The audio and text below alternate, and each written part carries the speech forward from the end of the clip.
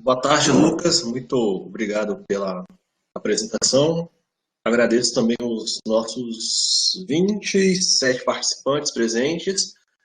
E o tema que ficou incumbido para que eu possa estar tratando com vocês essa tarde é justamente o tema intervenção breve em tabagismo.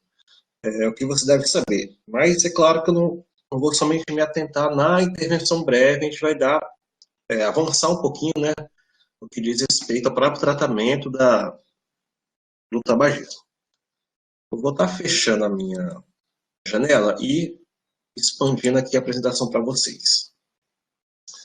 Então, meu nome é Laércio, né, sou doutorando do programa, atuo no CEPAD desde 2013 e esse é o nosso tema de hoje.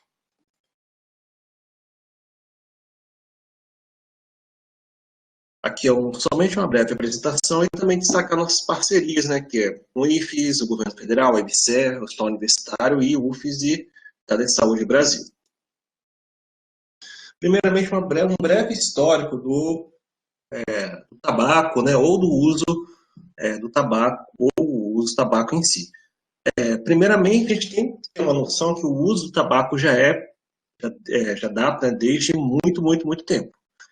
Inicialmente, ele era usado em rituais espirituais ou religiosos e nesse período é muito utilizado pelos nativos americanos, aqui mesmo no nosso continente, tanto na América Central ou Norte. E no século XVI, os europeus vão ter um primeiro contato com o tabaco, né? E nesse período, o tabaco ele era visto como uma especiaria, tá? Ele era um produto de alto valor agregado que era comercializado, né? Especialmente na Europa e de muito valor e, portanto, então sendo consumido especialmente pelas altas classes sociais, né? Aristocráticas e reais da Europa. Bem, o cultivo dele se dá em toda a América, tá? E as principais rotas de comércio são justamente a França, a Espanha, Portugal e a Inglaterra. Bem, em 1548 se dá a primeira plantação de tabaco no Brasil, tá? E ela foi uma planta que se adaptou muito bem ao nosso solo. Tá? Ela foi, mais tardiamente, né, passar por um período de manufatura com, de fato, uma visão comercial dentro do mercado global de especiarias. E nós temos aqui uma distinção, né, no que diz em relação ao consumo. Então, como a sociedade vê o consumo do tabaco. A princípio, né, as classes mais altas, né, as classes ricas, vê o consumo do tabaco como sendo algo, né, da realeza, dos nobres e até mesmo clérigos dentro da Igreja Católica. Já as pessoas, né, que eram pessoas mais pobres, né, das camadas trabalhadoras, ou então camadas que não pertenciam à realeza, tinha de fato também, né, o consumo de enrolar as folhas secas e fumá-las. Uma coisa interessante, né, que quando fala de tabaco não tem como falar de nicotina, né? E esse nome nicotina vem, de fato, né, a partir de Jean Nicot de Villemain, que foi um embaixador da França em Portugal e que leva essas plantas, né, algumas mudas, para Portugal em 1558. Bem, já no século XX, os estudos começam a demonstrar que o tabaco, né, ou o tabagismo, não é assim, uma prática tão boa assim para a saúde, né?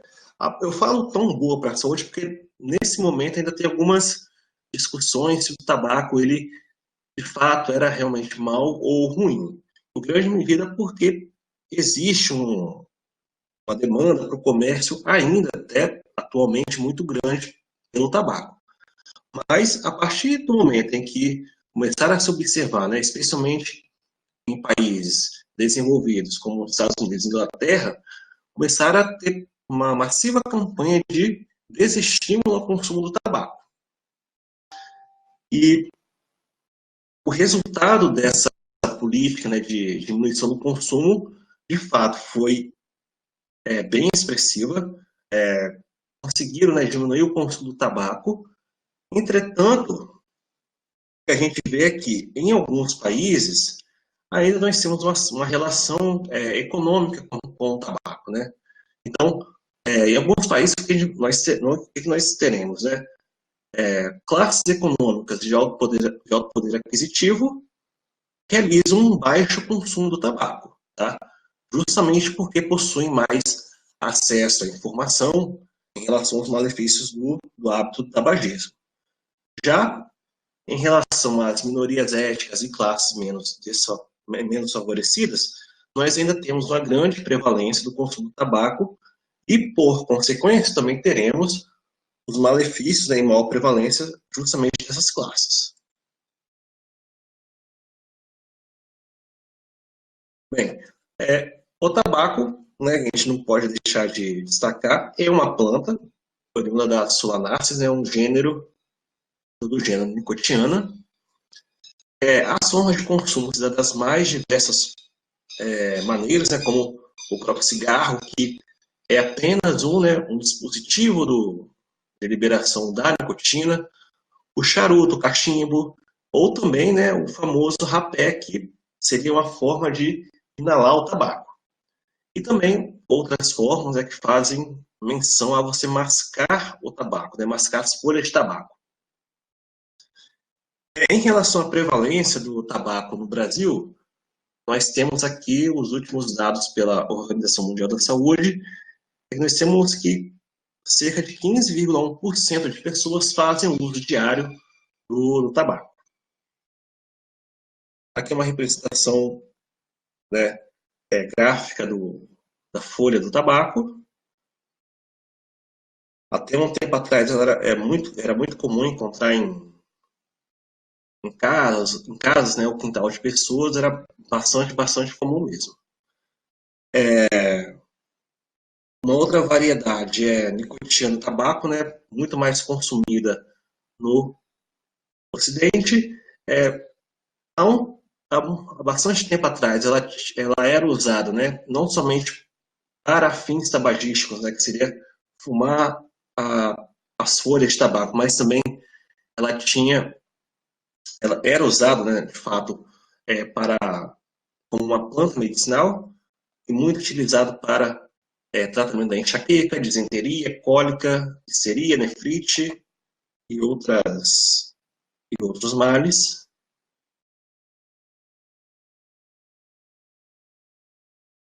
Já o tabaco que a gente, né, tem mais contato no dia a dia, que no caso seria o cigarro, já é um tabaco já industrializado. E por esse motivo, né, por passar por vários processos de tratamento, acaba sendo aditivado, né, por uma série de substâncias que podem ser bastante tóxicas, tá? Como, por exemplo, butano, monóxido de carbono, cádmio, formaldeído e até mesmo o naftaleno. No Brasil, atualmente, né, não só no Brasil, mas também em muitos países aqui da América do Sul, nós temos um grande problema que é o tabaco ou cigarro clandestino. Esse, sim, vai possuir muito mais agentes tóxicos do que aquele já industrializado, tá? Então, assim, esse seria um motivo a mais para que haja, né, um certo desestímulo ao uso do tabaco na população em geral. Bem, a nicotina em si, ela é de fato um composto orgânico que vai gerar, né, determinadas alterações no sistema nervoso central. É uma substância, né, um composto orgânico presente na raiz da folha de tabaco, caule, folhas. Ela é uma substância, né, a porção ativa dela é uma amina terciária e é justamente ela que vai servir como estimulante do sistema nervoso. E aí a nicotina em si, ou o hábito de fumar, tem um efeito muito interessante de ser pesquisado, que é justamente de ser um grande apaziguador no sistema nervoso cerebral, sistema nervoso. Em especial o cérebro, devido ao fato de ela ter uma grande disseminação pelo tecido nervoso, que em grande medida é composto por gordura. Então, essa substância acaba tendo uma grande disseminação e alcançando vários tecidos ou várias regiões do cérebro.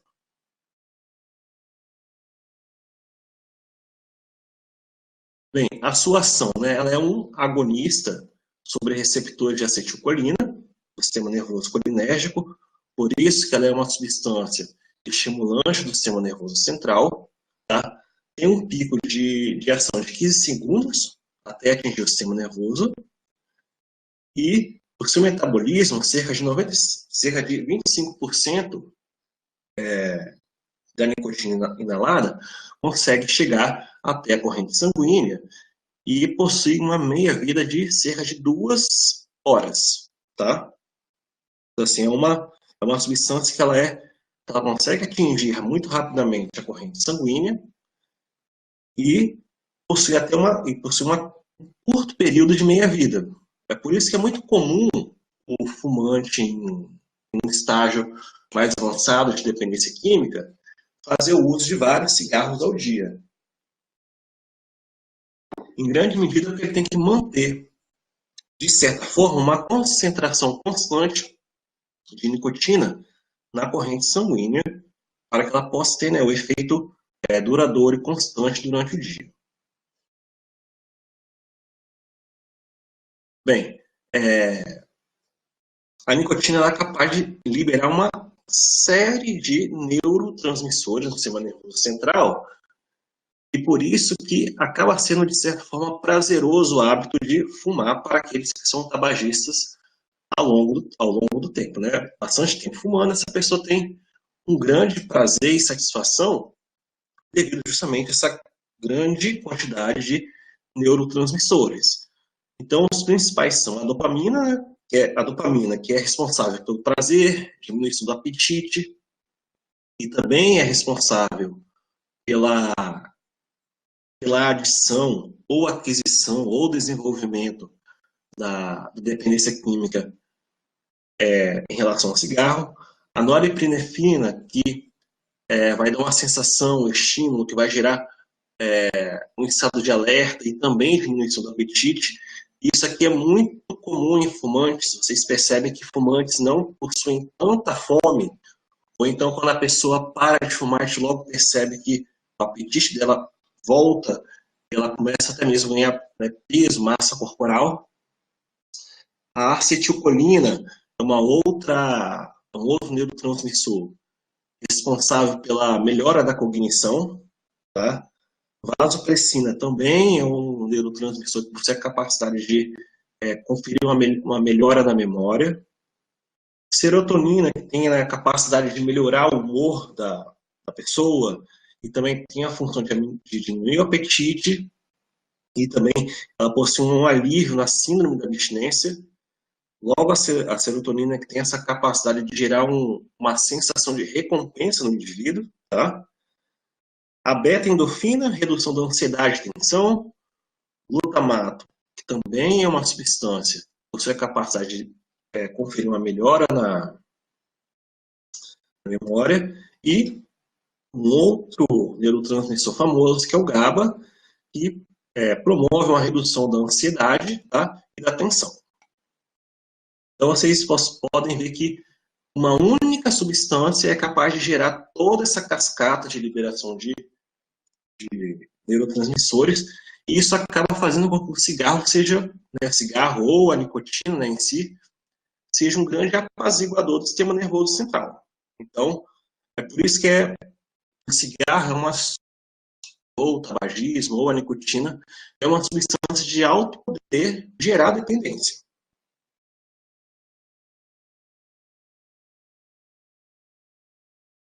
Bem, o tabagismo em si, ele é considerado, né, uma doença crônica relacionada à dependência da nicotina. E em 1997 nós temos a primeira, né, citação do tabagismo como doença e a descrição dos seus sinais e sintomas. Possui, né, a categoria lá no CID-10 de F17, transtornos mentais e comportamentais devido ao uso do fumo, né, ou tabaco. E possui a capacidade de gerar, né, uma dependência química ou física, condicionada também, né, a uma dependência psicológica, marcada pela progressiva tolerância à substância. O que é que significa isso? A progressiva tolerância significa que cada vez mais o indivíduo, para manter, né, a satisfação do uso da substância psicoativa, ele passa a fazer cada vez mais uso, cada vez em maior quantidade, em menor espaço de tempo. Isso é caracterizado, né, a tolerância progressiva, também pelo motivo que o próprio organismo da pessoa, especialmente, né, o fígado com os seus hepatócitos, acabam se tornando capazes de degradar uma quantidade ainda maior de substância, motivo pelo qual o próprio indivíduo também acaba sendo instigado a fazer cada vez mais o consumo da substância de forma em maior quantidade e mais rápido. E como se dá o diagnóstico clínico, né, baseado no CID-10? Então, primeiramente, nós temos a consideração de que o dependente químico, né, da nicotina, né, ele é o fumante que apresenta 3 ou mais das seguintes sintomas, né, ou sinais nos últimos 12 meses.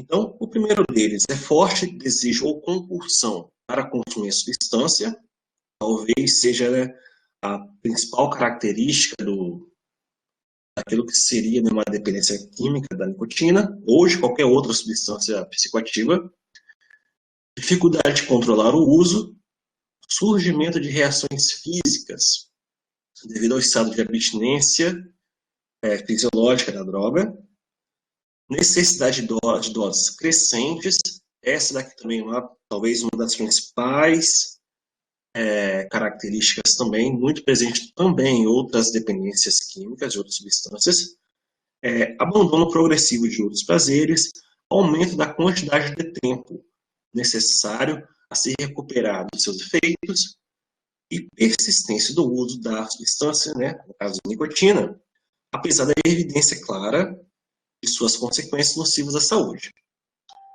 Então, a pessoa possuindo 3 ou mais desses sintomas nos últimos 2 meses, a pessoa pode ser enquadrada, né, ou receber um diagnóstico de dependente químico da nicotina, né, ou tabagista.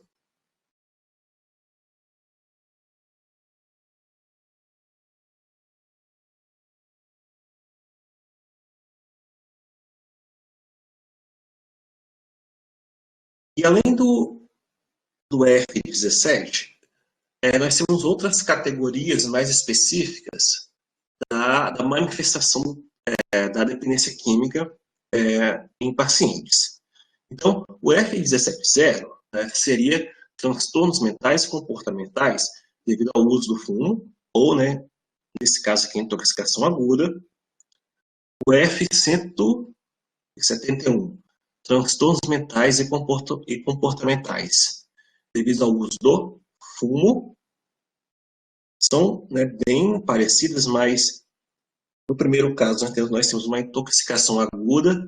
Nesse caso aqui, necessariamente, a gente não tem um tabagista, mas uma pessoa que faz o uso, né, demasiadamente em, por exemplo, uma festa e acaba se intoxicando de forma muito aguda, ou, por exemplo, pessoas que fazem uso de grandes quantidades de nicotina, ou os próprios cigarros eletrônicos, né, atualmente que você abastece o cigarro com nicotina, é capaz de gerar uma intoxicação aguda do tabaco.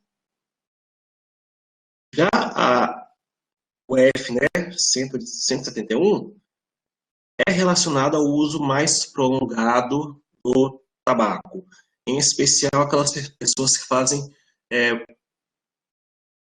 um uso aumentado durante o dia. Então, essa pessoa, por exemplo, pode ter, de forma crônica, tá, problemas respiratórios que são marcantes, né, no tabagista. O F172, nós temos já a síndrome de dependência química, é quando a gente percebe ou diagnostica aqueles 3, né, ou mais daqueles 7 sinais, né, anteriores, e a F173, né, que seria já, de fato, a síndrome da abstinência.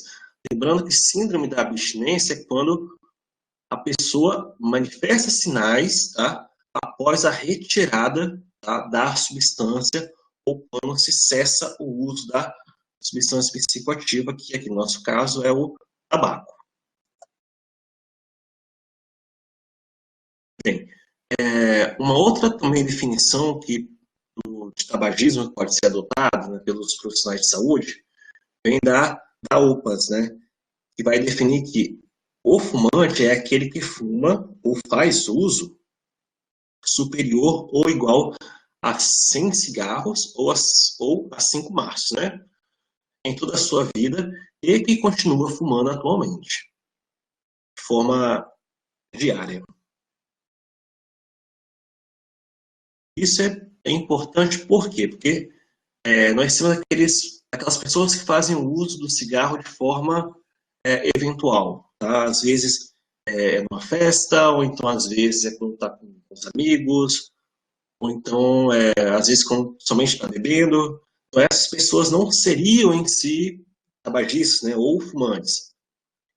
Elas acabam não se enquadrando nesse critério e tampouco acaba tendo aqueles sinais anteriores, o que caracterizaria uma síndrome de abstinência, né, ou síndrome de dependência do tabaco ou da nicotina.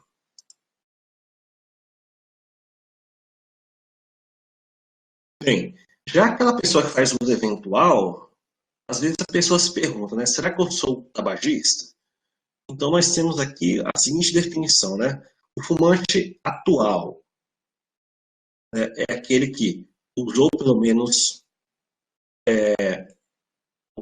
um cigarro durante os últimos 30 dias.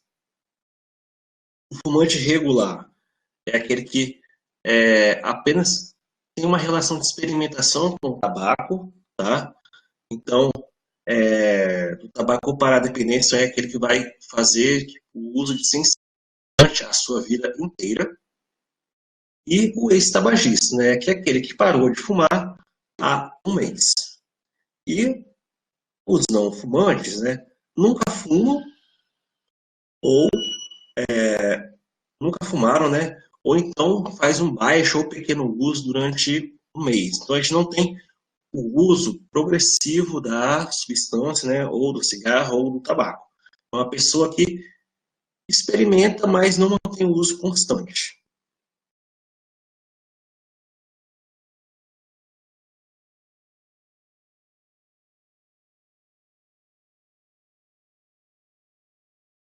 Bem, os sinais, né, nessa lâmina aqui eu mostro para vocês uma síntese, né, dos sinais e sintomas da abstinência. Toda vez que a gente fala de síndrome da abstinência, é quando nós temos a retirada, tá, da substância. Retirando a substância, né, que nesse caso aqui é a nicotina, e a pessoa manifestando alguns desses sintomas, a gente sim pode falar, né, que nesse caso aqui que a pessoa teve uma síndrome de abstinência. Se ela teve uma síndrome de abstinência, então, portanto, ela também é uma dependente química. Então, nós temos efeitos psicológicos, né, que é a alteração do humor, né, que é o humor disfórico ou deprimido, insônia, sonolência diurna, irritabilidade, frustração, raiva, ansiedade, dificuldade para se concentrar e manter a atenção, inquietação, né, e no caso aqui, fissura ou craving, que na verdade é nada mais é que uma forte vontade de fazer o uso da substância, né? Biológicos, né? A gente tem como sintomas uma frequência cardíaca diminuída, uma pressão arterial diminuída, aumento do apetite, em especial aumento do apetite ela é bem mais flagrante no caso de uma pessoa, né, que logo para de fazer o uso, né, do cigarro, ganho de peso, né, lembrando que aqui quando ele fumar por por um certo período, é que aqueles neurotransmissores que faziam a pessoa, né, que é tabagista, não sentir fome ou ter uma perda de apetite, esses hormônios não estão mais presentes. Então ela acaba tendo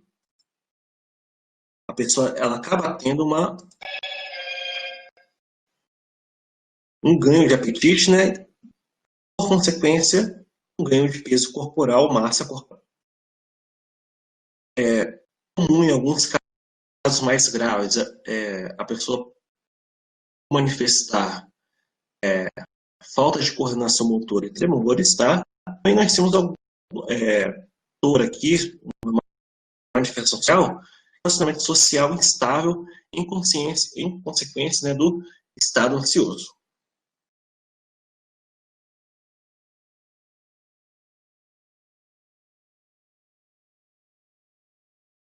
Então a gente chega aqui num momento agora que a gente vai abordar abordagem e tratamento do tabagismo, tá? Então, nós temos aqui uma triagem nesse esquema, né? Uma triagem mínima, em que nós avaliamos, né? Se a pessoa faz ou não o uso, tá? Caso essa pessoa não faça o uso, tá? A gente exerce, tá? Uma prevenção primária, que é justamente todas as ações visando que o indivíduo não venha, né, futuramente fazer o uso. Caso esse indivíduo não faça, né, o uso do tabaco e que não queira interromper, nós lançamos mão de estratégias motivacionais. Tá? Ou ele pode ser um indivíduo que use, né, alguma das formas do tabaco, né, na grande maioria das vezes o cigarro, e queira interromper, de fato, o uso do tabaco. E aí nós temos três alternativas: aconselhamento, intervenção breve e terapia comportamental cognitiva. Existem aqueles indivíduos que, em um momento, fizeram o uso e estão em fase de remissão. Nessa fase de remissão, a gente tem que ter muita atenção aos fatores de recaída. Tá? E, obviamente, realizar prevenções de recaída com desenvolvimento de estratégias de enfrentamento. E, no caso, tá, gente, toda dependência química, é muito comum ocorrer recaída, tá? Isso não significa que o tratamento esteja falhando, mas, de fato, a dependência química de toda e qualquer substância, ela é uma doença crônica. Uma doença crônica, nós temos momentos em recaída ou remissão. Entretanto, é importante que a gente possa comunicar de forma bem adequada ao paciente que a recaída não é um sinal de que o tratamento falhou, mas sim que é necessário mais um passo e voltar aos esforços, né, para que se atinja a abstinência.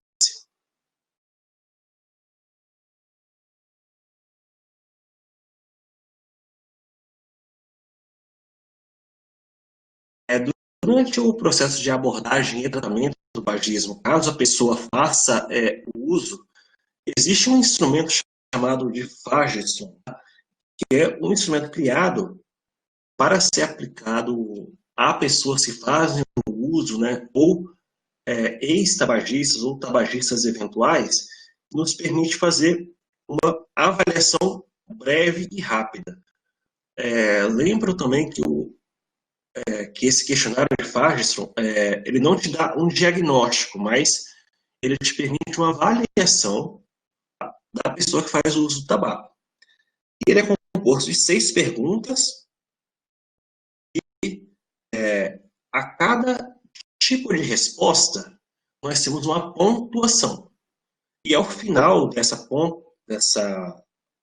resposta, né, desse questionário, a gente soma essa pontuação e logo aqui ao lado nós temos um esquema de pontuação em que cada classe de pontuação nós temos associado a ela um grau de dependência do cigarro, né, ou do tabagismo.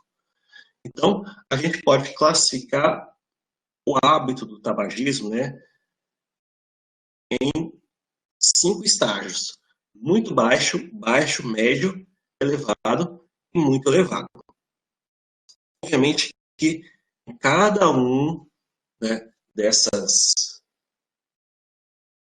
classes é incentivado, né, o profissional possa exercer qualquer tipo de daquelas intervenções, caso o paciente deseje ingressar em um processo de tratamento, e também o desestímulo ao uso do tabaco.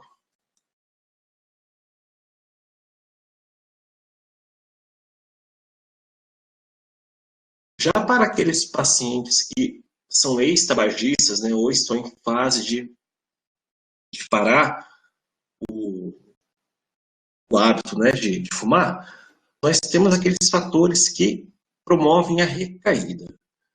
Então, o que esse quadro está comparando? Né? Numa primeira coluna, nós temos os sintomas ou fatores, né, que podem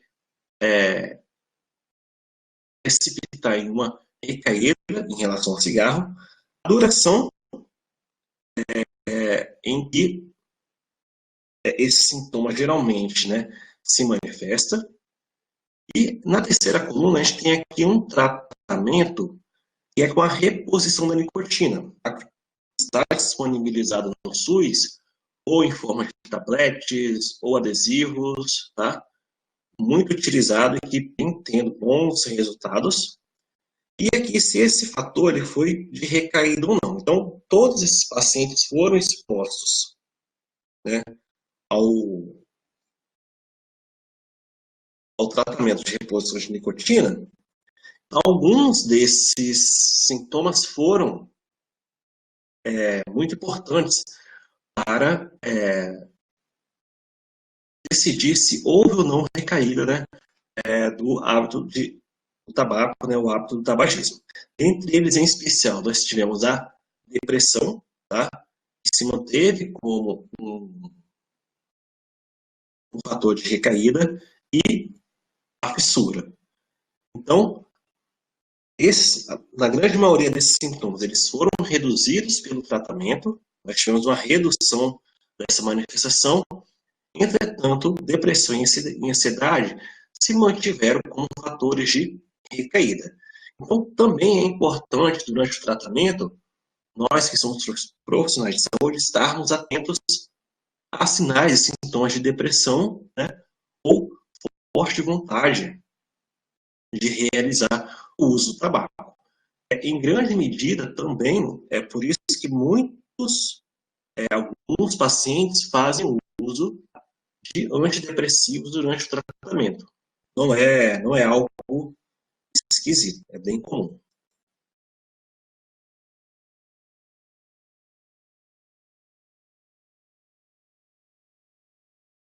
A abordagem do tabagismo e seu tratamento, nós temos alguns elementos que podem funcionar como estratégias motivacionais.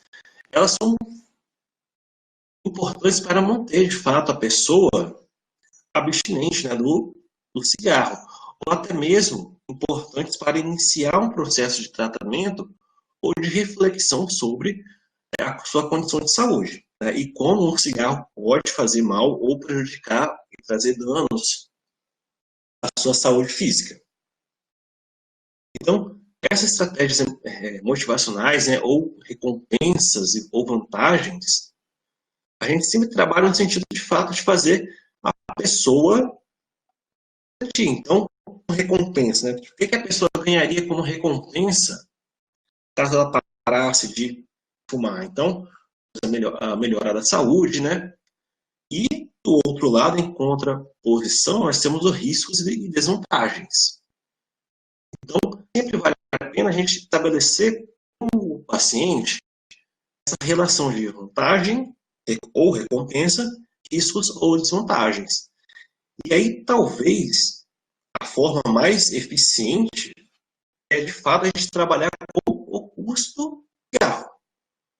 Então, num cálculo muito breve, e aí é muito fácil fazer isso, perguntar para o paciente quantos maços de cigarro ele fuma por dia, multiplica esse valor pelo preço do maço de cigarro e verifica com o paciente ao longo de um mês o quanto que daria, né, de custo.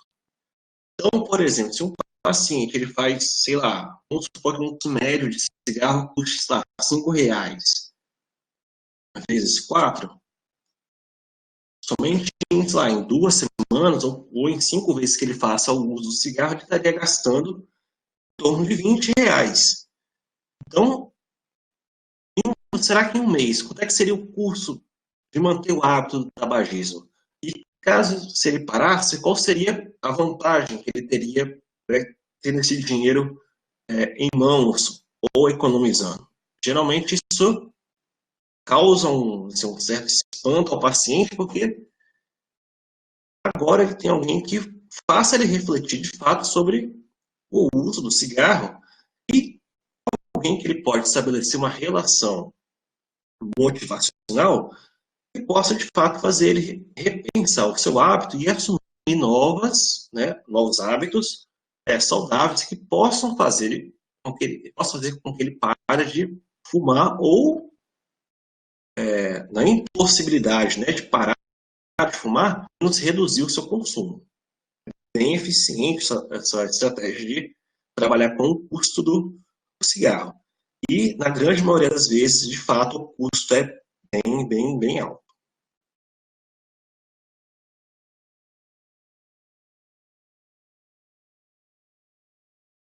Bem, temos também a intervenção breve, tá? E é uma estratégia que pode ser realizada em qualquer momento de comunicação com o indivíduo, tá? Uma reunião em grupo ou individual. E nesse processo, né, pode durar aí em 4 ou 5 sessões de frequência, né, semanal, tem uma duração de 1 hora. E as sessões, como é que elas podem ser, né, divididas, né? A primeira sessão em que nós trabalhamos a apresentação do problema, né, que no caso seria o tabagismo. Podemos definir ainda uma data, né, para interromper o uso e planejar estratégias. É sempre importante esse processo de negociação com o paciente. Numa segunda sessão, orientar, né, sobre o uso da terapia da reposição da nicotina, que está hoje dispostas no Sistema Único de Saúde, tá? E realizar discussões para discutir quais são as dificuldades e planejar estratégias para o enfrentamento a essas dificuldades. Essas estratégias podem ser várias, tá? Desde o início de uma nova prática esportiva, ou estratégias para diminuir o consumo do cigarro, até mesmo aqui indicação de uma terapia que possa ajudar o indivíduo a diminuir a sua ansiedade. Então, assim, as estratégias podem ser várias, e isso é sempre algo planejado, estruturado com o seu paciente, tá? Num terceiro momento, né, nós temos a monitorização de situações de risco e também planejamento das estratégias, tá? É muito comum muitos pacientes que relatam, né, o sucesso de largar, né, o cigarro e parar de fumar, como, por exemplo, deixar de frequentar determinados locais em que haja pessoas fazendo uso de cigarro, por exemplo, pode ser uma, tá? E na quarta, a gente tem a discussão da alta, caso o paciente se sinta, né, satisfeito com todo esse processo. E o segmento ele pode se dar por pelo menos 4 sessões seguintes. Tá? Lembrando que essa intervenção breve, de fato, ela é breve, tá? Não dura mais do que 1 hora de atuação, mas é um ótimo passo para que a gente possa, primeiramente, estar entrando em contato com o indivíduo, né? Aqui a gente realiza o processo de educação, conscientização e, de fato, fazer com que o indivíduo possa traçar estratégias para o enfrentamento, né, à abstinência ou outros sintomas ou sensações ruins que pode acarretar uma recaída do tabaco. Tá. Uma outra opção que pode ser trabalhado com o paciente seria a abordagem intensiva, né, do tratamento do tabagismo. Essas sessões também podem ser realizadas por qualquer profissional de saúde, tá? Esteja presente numa unidade básica de saúde, ou até mesmo eventualmente em escolas, né? Ou qualquer lugar que dê para trabalhar com uma grande quantidade de pessoas. Pode ser feita em grupo ou de forma individual. E ela inicia-se no primeiro mês, tá? Com 4 sessões estruturadas. Que pode ser individual ou em grupo, tá? Entre 10 a 15 pessoas, sendo que cada reunião é realizada, né, em uma semana, 1h30 de duração. Então, a primeira sessão, né, desse primeiro mês é utilizado, nesse momento, é utilizado para compreender o grupo e a demanda de cada um do participante, né? Em especial, entender por que a pessoa fuma, né? Quais são os motivos, né, que acabam disparando essa vontade de fumar e como isso afeta a sua saúde. De fato, esse primeiro momento nós temos também um compromisso de, naquela primeira semana, o indivíduo já realizar a cessação do tabagismo, que é de fato parar de fumar. Naquela primeira semana, no primeiro contato, já se acorda que esse indivíduo, né, ou grupo de pessoas que estão ali, irão parar de fumar. Já na sessão 2, né, no caso, seria na próxima semana desse primeiro mês, então nós teremos aqui os primeiros dias sem fumar, e aqui podemos estabelecer também quais foram as principais dificuldades que foram encontradas nesse período e como as pessoas de fato se sentiram, né, nesse período de abstinência. Lembrando que nesse período em que a pessoa para de fumar, né, ela vai sim manifestar relatos, né, de incômodos, né, com esse período dele não fazer o uso do tabaco. Numa terceira sessão, né, são trabalhados, né, os obstáculos que cada pessoa teve ao permanecer sem fumar. Então, de novo, em grupo, tanto a pessoa que está coordenando aquele grupo de tabagistas podem estabelecer diversas formas, né, ou estratégias de como vencer esses obstáculos, principalmente a partir dos relatos dos participantes. É muito importante essa comunicação e troca de informação. E na quarta sessão, a gente já trabalha os benefícios desse período em que não houve o consumo de tabaco. Lembrando que sempre assim é importante estabelecer uma relação com os pacientes, né, justamente nesse período, uma relação positiva em relação ao esforço exercido. Se a pessoa parou de fazer o uso do tabaco, né, ou teve algum tipo de recaída, sempre deixando bem claro que esse processo de recaída é um processo comum, tendo em vista que o tabagismo ou qualquer tipo de dependência química é uma doença crônica. Então, a gente tem que entender que é um processo, de fato, prolongado, por vezes doloroso, mas que no final existe uma recompensa que, de fato, é o benefício à saúde. Bem, já no segundo mês, essas reuniões ou sessões elas são quinzenais, tá? Que também pode ser individual ou em grupo, tá? E se for em grupo de 10 a 15 pessoas, e a duração é em torno de 1 hora. Aqui a gente vai novamente abordar quais dificuldades, quais estratégias podem ser utilizadas, quais novos hábitos foram adquiridos e mostrar para o paciente que, de fato, é possível passar esse tempo sem fumar, tá? Pode também haver recaída nesse período? Pode haver recaída. E, de novo, lembrando que o período de cessação, se ele for interrompido por uma recaída, de novo, que isso não é uma falha no tratamento, tá?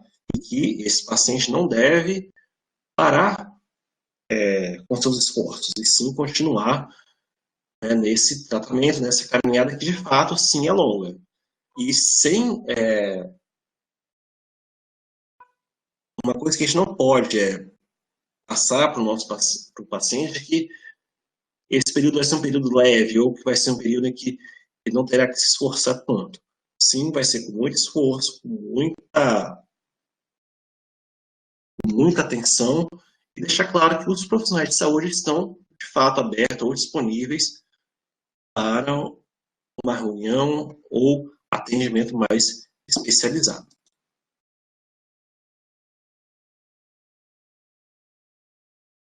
Bem, do terceiro ao 12º mês, né, as sessões já são mensais, tá?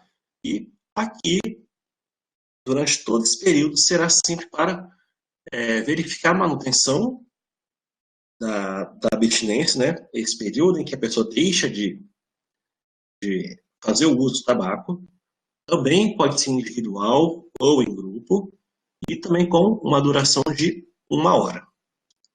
E aqui também sempre verificando se esse paciente estiver tomando, né, ou estiver fazendo uso de algum tipo de medicamento, devemos ter atenção ao tipo de medicamento que esse indivíduo está usando, tá? Pacientes que fazem uso de antidepressivo, esses pacientes devem ser muito bem orientados, tá? Em relação ao uso do antidepressivo e também ao uso da terapia, né, de reposição. Também pode ser utilizada em conjunto à abordagem intensiva. Bem, durante esse processo de tratamento, né, intensivo, passa-se, né, o uso de componentes farmacoterápicos, né? Então nós temos aqueles de primeira linha que vão compor, tá, a terapia de reposição da nicotina. Então nós temos os adesivos de nicotina, que são utilizados aí no intervalo de 6 a 8 semanas, tá? E as apresentações são adesivos com 14 e 21 miligramas de nicotina. Então, nós temos aqui as indicações de uso, tá? Aqueles tabagistas que fazem 40 cigarros, né? Ou mais cigarros do que 40 cigarros por dia, é indicado de 42 a 44 miligramas de nicotina, né? De reposição. Pacientes que fazem uso de 20 a 40 cigarros por dia, 21 a 35 miligramas por dia de nicotina reposta. E aquelas pessoas, né, que fazem consumo superior de 40 cigarros, também se mantém, né, uma dose aí que varia entre 42 a 44 miligramas de nicotina reposta.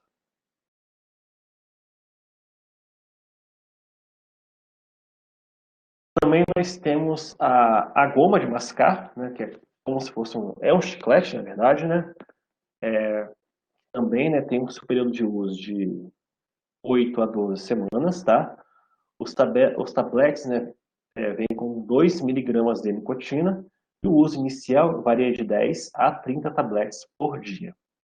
Outra indicação que são importantes, né? Adolescentes, gestantes e idosos. Essas pessoas, a preferência é pela intervenção breve, tá?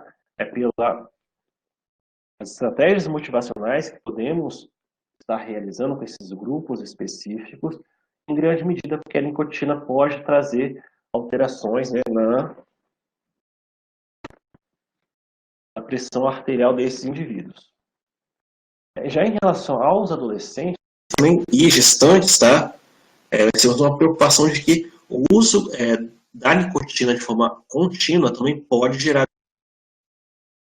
O nosso principal objetivo com a farmacoterapia é, de fato, substituir o cigarro. E, ao longo do tempo, é aquele que é o mais danoso, né? Que pode gerar mais dano físico ao indivíduo. E a nicotina serve para substituir essa forma de apresentação do cigarro, né? Ou do tabaco.